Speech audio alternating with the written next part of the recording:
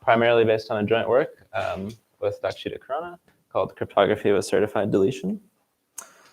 I'll be talking about bit commitments. I'll kind of informally define them in a second. But first, I just want to say that they're a really central primitive. First of all, in classical cryptography, for example, we know that they're implied by one-way functions. They imply one-way functions, so they're a part of this whole mini-crypt set of assumptions that have already been discussed a couple times today. They have a whole bunch of applications. I've just listed a couple of more kind of direct applications. For example, coin tossing, zero-knowledge proofs, arguments. But this talk is going to be about commitments in a quantum world. And so on the one hand, what has been discussed mostly in the morning is that quantum and quantum communication allows us to build bit commitments from assumptions that are potentially weaker than one-way functions. For example, EFI pairs, pseudorandom quantum states. On the other hand, using quantum communication, we can actually show that bit commitments, without any extra assumptions, give us a whole new set of applications that are not known classically. Okay, so for example, oblivious transfer and secure computation, a bunch of primitives starting with commitments with certified everlasting hiding. So this is going to be some improvement in security that will only follow using quantum. And various other applications, so this talk is going to be mostly about the application side of things. I'm gonna focus on this these security improvements we can get, starting with certified everlasting hiding, and along the way I'll also kind of review this construction of oblivious transfer from commitments. Okay, and everything here is going to be built just from the black box use of commitments, which is important because it means that everything on the left here, all these kind of other assumptions, pseudorandom quantum states, etc., will kind of directly imply then everything on the right. Okay. Good. So let me just say now what I mean by a standard bit commitment scheme. So it's a protocol between a committer that wants to commit to a bit B and a receiver. And the picture is just basically that a committer sends the bit B inside of a locked box to the receiver. And later, they are able to open the commitment and transmit the key to the box so the receiver can look inside and recover B. And so, very informally, I'll define standard bit commitments to be one that are statistically binding, meaning even an unbounded committer cannot change their mind about the bit B that they've transmitted in the first phase of this protocol. And computationally hiding, which is that if the receiver is kind of quantum polynomial time, then they won't be able to kind of just given this box, they won't be able to guess the value of B with any noticeable advantage. And there's a couple kind of important results that motivate this particular definition of a standard bit commitment. One from the 90s, Myers and Lowe and Chow showed that even with quantum communication, you cannot obtain statistical binding and statistical hiding at the same time. So we're going to necessarily have to relax at least one of them to be computational. And some other nice properties that kind of follow in this quantum world are that, well, one, actually, you can take any commitment scheme, and without introducing any other assumptions, you can make it non-attractive. So just you can kind of have this picture in your mind where the committer just sends kind of one message to the receiver. And even in this non-attractive setting, we can kind of switch between computational hiding and statistical binding, or computational binding and statistical hiding. So these are kind of the same assumption. Okay, so I'm just gonna, but usually in this talk, when I say standard bit commitment, I'll refer to the statistically binding computationally hiding case. All right. Good. So this is the basic primitive. I want to start now with an application, or kind of a strengthening of this notion of a commitment that only becomes possible in the quantum setting. Okay, and this is going to be a commitment with certified everlasting hiding. Okay, so this is going to look the same as a standard commitment for now. You can transmit the box, and the committer can later open it. But they can also decide to do something different. So instead of opening the commitment, they can ask the receiver, okay, actually, can you please delete the commitment that I sent to you before? And the receiver should be able to perform some sort of destructive measurement on the quantum information they received previously to produce a certificate, which they can return to the committer, who will either accept or reject their certificate of deletion, right? And so what we want out of this protocol now is that, okay, this will still be, we're starting with a standard statistically binding computation hiding commitment, and we'll still assume during the protocol that the receiver is computationally bounded, okay? So if we assume that, then they shouldn't be able to recover the value of B online during the protocol. But we want this extra kind of stronger guarantee that after deletion, conditioned on the committer actually accepting the receiver's certificate, then the value of the bit B, which had previously been kind of in the receiver's view, just computationally hidden, it is now kind of completely removed from their view. So in particular, even if the receiver became kind of completely unbounded time after producing the certificate, they should not be able to learn anything about the message that was committed. Yeah. You want the certificate to be classical? Yeah. It's quantum, the receiver can just return the state, right?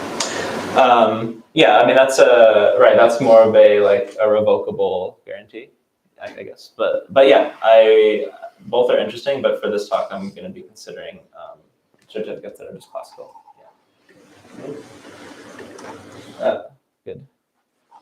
So right, I guess it depends how you want to make the difference. But you can usually, I usually call quantum certificates of deletion more like a revocable cryptography, where you can send the state first and then revoke it later. And this is like deletion in the sense that the certificate is classical, so there really must have been some destructive measurement performed that kind of got rid of the information B. It would still get the same guarantee, right? It would still be statistical. It would still be, yeah, from their view of the receiver, it would still be statistical. Yeah. Mm-hmm. All right. Okay, so right, so this, I guess also just to drive the point home, that this is like a quantum notion, right? Like classically, if this box was just a classical thing, the receiver could copy it, kind of delete or revoke one of the copies, and still hold on to the original classical commitment. So we would have no hope of getting an everlasting security guarantee. Okay. So this primitive was actually introduced by Hiroka Morimai, Nishimaki, and Yamakawa, where they gave a construction of it in the quantum random oracle model. And so now what I want to talk about is a construction of this primitive just from the minimal assumption of standard bit commitments. Okay, and so this is my work with Dakshita. And the commitment is pretty straightforward, actually, and similar to some prior work. So the first thing that's going to happen is the committer will sample some lambda bit string x, some lambda bit string theta, and use these to define Weisner encodings, BB84 states, right? So these are each a encoding of a bit xi, either in the standard or Hadamard basis, depending on the value of theta I, right? So now we're going to use some of the bits of x to hide the bit b that the committer wants to commit to. So let me define the set S to be the indices here, where theta I is equal to 0, meaning that these indices are encoded in the standard basis. The committer will kind of take their bit b and mask it with all these xi's in the standard basis, and then send over a commitment to theta and b prime. Okay. So this I want to claim is a statistically binding commitment to b. To open it, we'll just have the committer open the commitment scheme that they used to send theta and b prime. So why does this allow the receiver to recover b? Well, all they have to do is just kind of measure all these BB84 states in the standard basis. Okay, that gives them some string x prime. And once they know what theta is, they know which bits of which bits of x prime will be relevant for them to use to unmask the value of b, right? So they can just once they know theta, once theta is opened, once b prime is opened, they can use b prime to recover the original bit b. Okay. So this is how just standard commit and open works for this protocol. So how would deletion work, right? So instead the committer could actually say, instead of opening this commitment, I'd like you to delete it. And it's pretty straightforward. Instead of measuring these states in the standard basis to get the x size needed to unmask b, the receiver will just instead measure all of these states in the Hadamard basis. So that should intuitively erase all of the information about the x's that they needed to recover b. Okay, and then they'll just return whatever they get from this measurement as the certificate back to the committer. Okay. And so the committer will check, we'll want to make sure that the receiver actually performed these Hadamard basis measurements. How do they do that? They basically check that the string y that was returned matches the x's that they encoded initially in the Hadamard basis positions. Because if the receiver is being honest, all of these bits will match.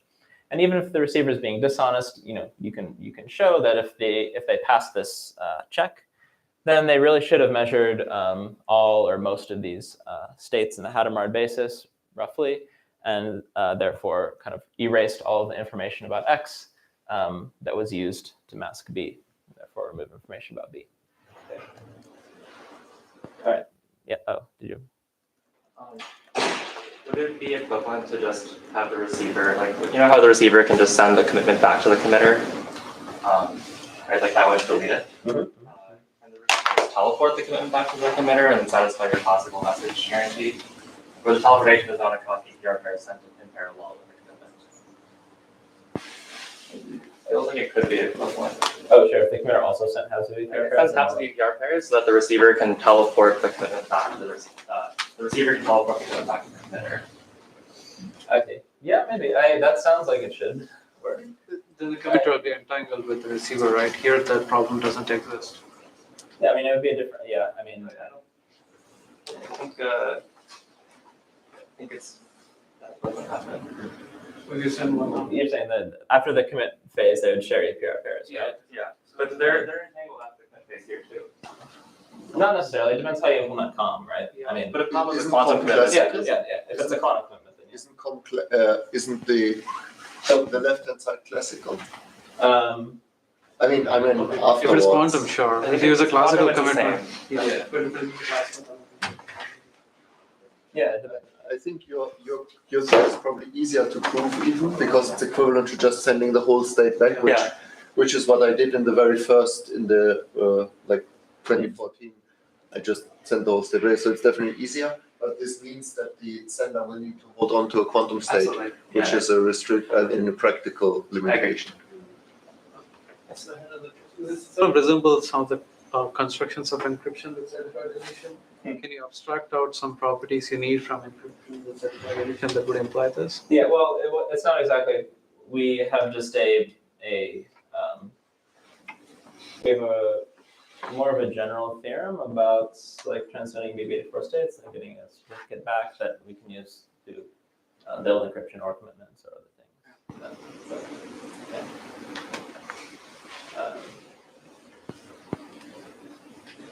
So, all right. So this is the concept of commitments to certified everlasting hiding. Okay. So any other questions about this? I want to move on to some applications of this notion now. So the first application I want to discuss is called the certified everlasting zero knowledge proof. Okay. So this is also introduced in the same work, HMNY, and it's going to be first of all, it's going to look like a standard kind of statistically sound proof, say for NP, with computational zero knowledge. But at the end of the protocol, we allow the verifier to issue some certificate of deletion.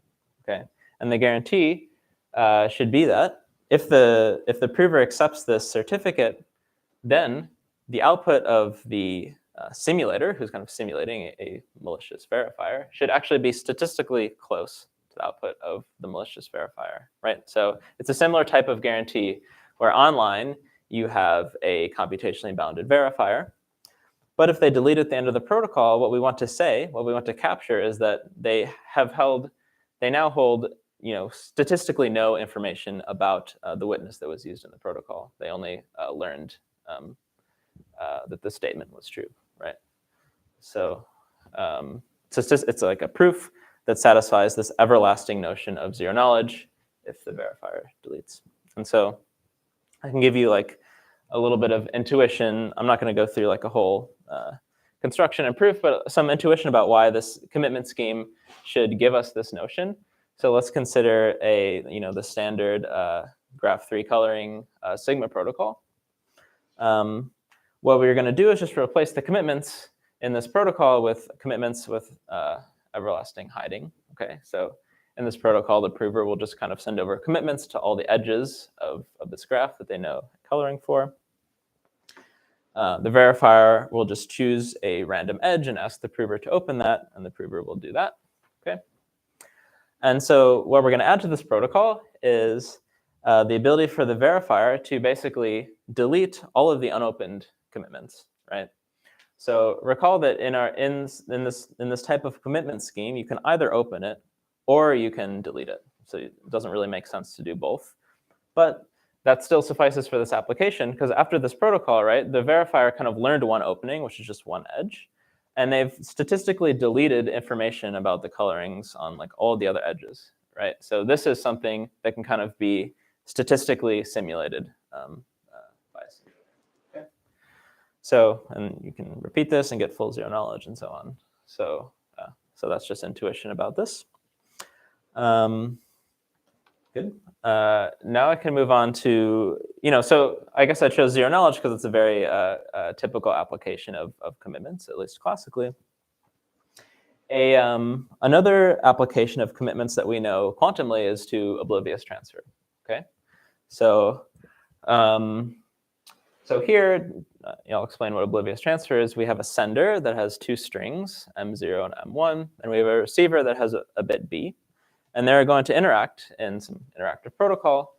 And at the end of the protocol, we want the receiver to learn M sub B, so one of the two sender strings, but not learn anything else about the other string, while we want we don't want the sender to learn what the receiver's bit is. And we want these to hold even if these parties are malicious or trying to deviate from the protocol. And so this is oblivious transfer. It's very useful to, has applications to more general secure computation tasks. So let me review now a quantum construction of OT using just commitment schemes. And this goes back to an original proposal due to Crepo and Killian. So again, this protocol is going to start, like many other quantum crypto protocols, with just transmitting BB84 states. Okay, and we're going to basically, at this point, use these states to set up like two different channels, like one in which the receiver knows how to decode that channel and one in which they don't. And so we're going to do that by just having the receiver kind of ask the receiver to just like measure these BB84 states. They have no idea what bases the sender chose, so they'll choose their own random bases and measure the states. Okay, so they'll get an X prime, right? An X prime is going to match X at like roughly half of its positions. And in order to have the receiver actually prove to the sender that they did these measurements, we're going to use a commitment scheme. So this is kind of the only place where we use a commitment scheme. We'll have the receiver commit to their basis choices and their measurement results. We'll have the sender ask the receiver to open a random subset of these commitments, which the receiver will do. And the sender will check that for all of the indices that were opened and where the choice of bases matched, the theta I is matched, the receiver should have gotten the same X, right? So the guarantee is here. The guarantee that we're going for is that basically if this check passes, then the receiver kind of, they must have measured most, if not all of these states. Okay.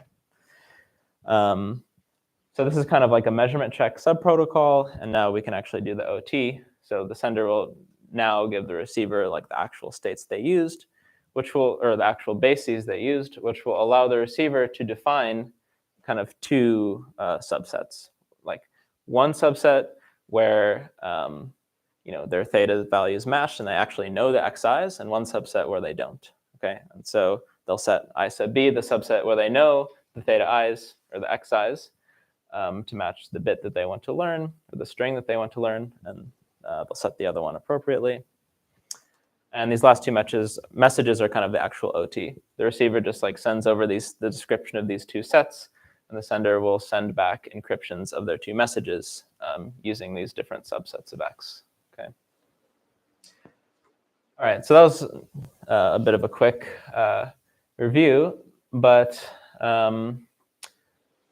so the only crypto that's used here is this commitment, right? And if we use a standard, let's say for now we're using like a standard commitment that's like statistically binding, computationally hiding, we should get some guarantee like this, right?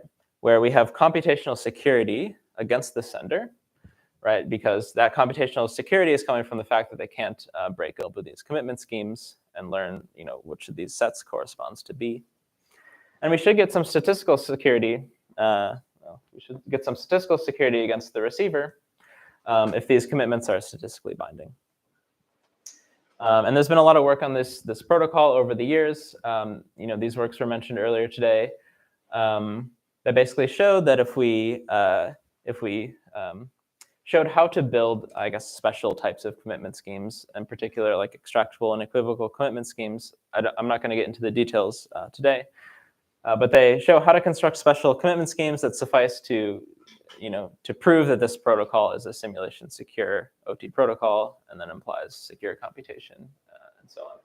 And actually, the second work actually shows that we can do this just assuming, just from the black box use of standard commitments. Okay. Good. So now, yeah. Does it know if this protocol is not simulation secure, which is like regular commitments? Like your intuition is very compelling, and like, do we know that it's not a simulation secure OT though? Yes. Oh, with just like any, so are you saying there's like a counterexample? Yeah, like as you just argued, like it seems really like obviously secure. It's like, okay, is it just a definitional mismatch? Yeah. Well. Yeah, I mean, when you say simulation secure, you need like an efficient simulator, right? So that's where it like it probably won't be provable. Yeah.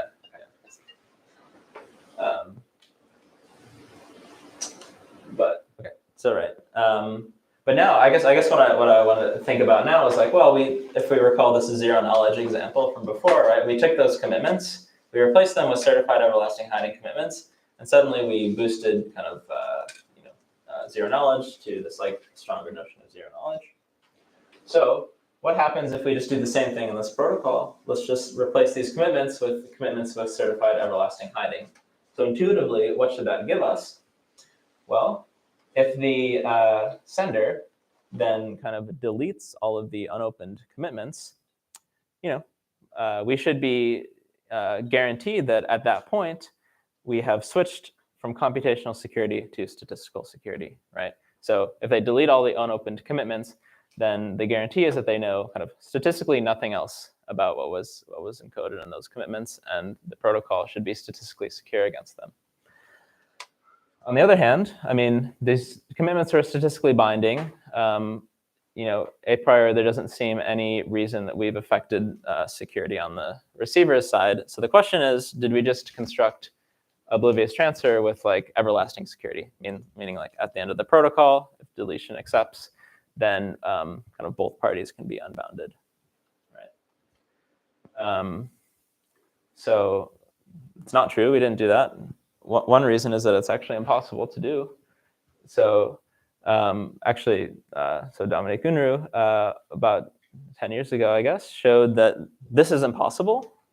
This being MPC, secure computation, MPC, that's secure against adversaries that are kind of computationally bounded during the protocol, but unbounded after the protocol. And they showed this by extending these bit commitment impossibilities of Myers and Love-Chow. Okay, so we know that something must have gone wrong. And what went wrong is that these certificates of deletion will actually basically allow the receiver to essentially unmeasure the sender's original Wisner encodings, at least for these indices that were not previously opened, right? I'll explain what I mean by that in a bit.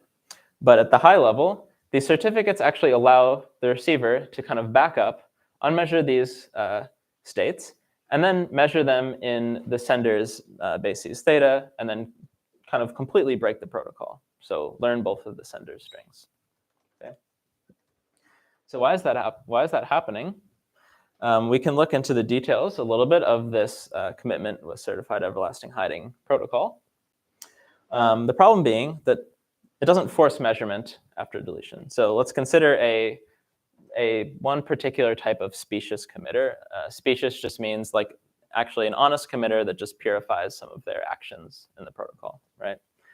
So let's suppose that this is a committer that wants to, what they're supposed to do is they're supposed to take a state, a quantum state that they start with, they're supposed to measure it, and then they're supposed to commit to the result of that measurement, okay? So what they can do instead is basically purify that measurement, which is, here, this last register is kind of like their actual commitment to B. And then they're also going to purify, instead of sending BB84 states, they're going to send halves of BPR pairs, okay? So actually what I'm doing here is I'm saying, let's have the committer,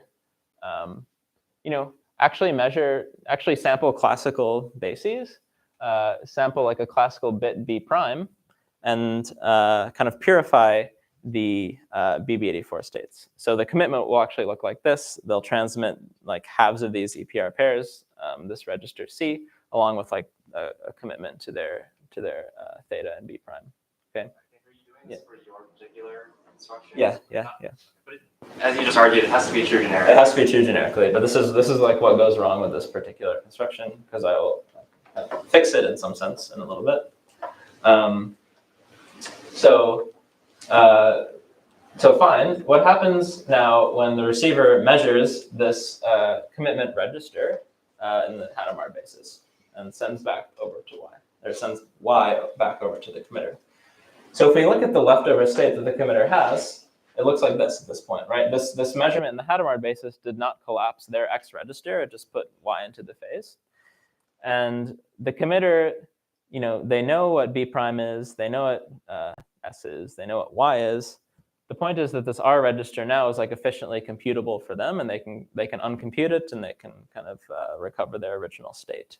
Okay, so if they kind of initially committed to this alpha 00 plus alpha 11, and then they received a deletion certificate from an honest receiver, they can kind of like uncommit in some sense and like return the original state that they started with, which exactly allows them to break the OT protocol.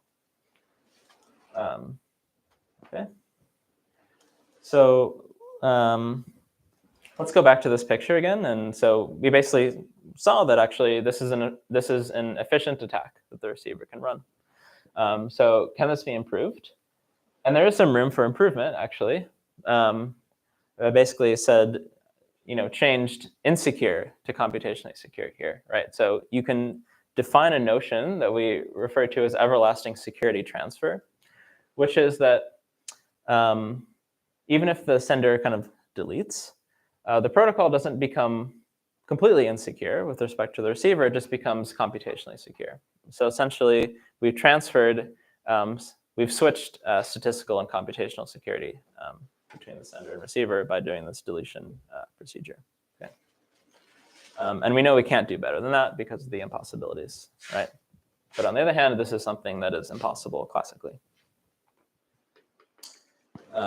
So good, it's a pretty simple, at a high level, it's a pretty simple fix to go from insecure to computationally secure. So let's recall this commitment scheme one more time and recall what happens after deletion, which is that we just transmit this Y. The observation basically is that this attack that I just described requires all of Y. Like the committer needed to know exactly what Y is to uncompute that register and return to their original state, right? But for correctness of for checking deletion, it would have sufficed if the receiver just transmitted the bits of y that were in like S bar. S bar is going to be the indices that were originally encoded in the Hadamard basis. Okay. Of course, the receiver doesn't know which indices those were, and they can't. But we're going to change this commitment scheme. We're going to change the deletion certificate to like a deletion phase, like an actual protocol, where instead of having the receiver just transmit y, they're going to first commit to y, okay? And then they're going to get theta from the committer. So now the committer will open theta, which will basically tell the receiver which bits of y to actually give the committer in the clear. So we will, so the receiver will now only open to y S bar, okay? And these are the only bits that the committer actually has to check. So the point of this is now the committer doesn't obtain a full description of y. They can't launch the attack from before. They get a computationally hidden description of y. So this is why it becomes kind of like, this notion of binding, which I'm not going to actually get into. We actually define it as like an extractability notion. But this notion of binding, from the committer's perspective, goes from statistically binding to like computationally binding, even after this deletion phase. Okay. And so we call this for the first commitment, and yeah. Y is the second one. Yes. Yeah, right. Yeah.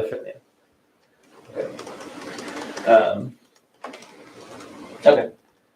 So good. This is what we define to be a commitment with everlasting security transfer. And we can plug this in here, and we get the following notion: OT with everlasting security transfer. So they can run the whole protocol, and if they decide at the end of the protocol, they can run a kind of a deletion procedure, which kind of switches their security from computational to statistical, or vice versa. And I will just wrap up in a couple minutes. I want to give you just a little bit of more intuition, like about what this definition means, or what it looks like, right? So OT is just a building block for building more general secure computation protocols. So if I want to define a more general protocol, it would look like this. We have two parties, each with some private input. They communicate and they want to learn some function of those private inputs. Okay. After the protocol completes, we have the option of party one sending to party two a request to delete. If deletion occurs, then we have the guarantee that now P2 knows nothing about X1 statistically, except for what they learned from the output of the protocol. Okay. And X2 should still be computationally hidden from P1. But we can also do it the other way. We can have P2 request that P1 deletes their data and get symmetric guarantees. So this security is saying that after the protocol, basically either party can request deletion, even if the protocol was statistically secure against them. So it's I should say classically we do know kind of one-sided statistical, one-sided computational protocols such as zero knowledge or even 2PC, but there, the party that we want statistical security against is always fixed beforehand. And so this gives us a more dynamic notion. I can mention one toy application just to also maybe motivate the definition a little bit. You can imagine running a MPC for an election, right? So these parties are going to vote and elect two of them to lead. So say they elect like P2 and P3, be president and vice president. Well, what we could now use everlasting security transfer for is to have like basically the citizens ask the elected parties to delete their votes. We could run a deletion protocol, and the guarantee now is that the parties that were actually elected and maybe are in control of law enforcement or whatever, now they have statistically no information about who voted for them and who didn't, right? So this would only be possible with everlasting security transfer because we wouldn't know beforehand who actually was elected and who we want to get statistical security against.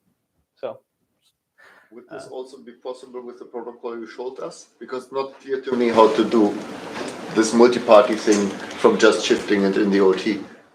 Yeah, yeah, good. That's I didn't cover that, but it's in the paper. Yeah, so we show like these composition theorems, and we can build MPC from OT with this notion. Yeah. Another question, like an extension. What I saw from this OT protocol is you can basically flip it once, but is there something where you can just keep flipping back and forth? Yeah, from time to time, for some reason they decide, well, now I should have the. Yeah, I think I remember actually with Dakshita, we that came up and we're like, oh, that we didn't really like pursue it, but we thought that is something that might be possible. But, yeah. But you have no obvious solution. Yeah, I think there was some. Yeah, I think there was like I think it ran into some issue, or like maybe you could do it like a bounded number of times or something. Yeah. So, yeah. If you can do it for like on other primitives, like commitments, for instance, with plain commitments, can you like switch the modes, like statistical and computational, like after somehow? Yeah, I mean that's kind of like if you special case of your OT thing, actually. Yeah, we build OT starting with commitments that satisfy that, but you have to be like, okay, what does it mean? You have to define what it means to be like statistical binding, and like basically. You can build commitments from OT, right? So maybe whatever commitment scheme is implemented by the OT. Yeah, what we actually get is like a notion of like extractable commitments. Where we can go from statistically extractable to computationally extractable. That's the notion of binding, meaning that like before deletion, the extracted world and the real world are statistically close, but after deletion, they just become computationally close. So, right. I think that's all I wanted to say. Just in summary, we discussed a few primitives which are known now from just the black box use of standard bit commitments, which themselves are implied by these new quantum assumptions. So oblivious transfer is an example of something where we can use quantum to get more functionality. These other primitives are examples of using quantum to get kind of better security. Okay, and I don't know of any very specific open problems, but maybe there's other kind of novel applications of bit commitments in a quantum world that we don't know yet. So yeah, thanks for listening.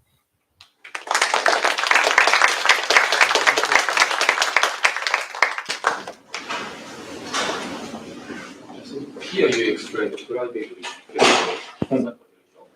You can also construct publicly capable machine learning function.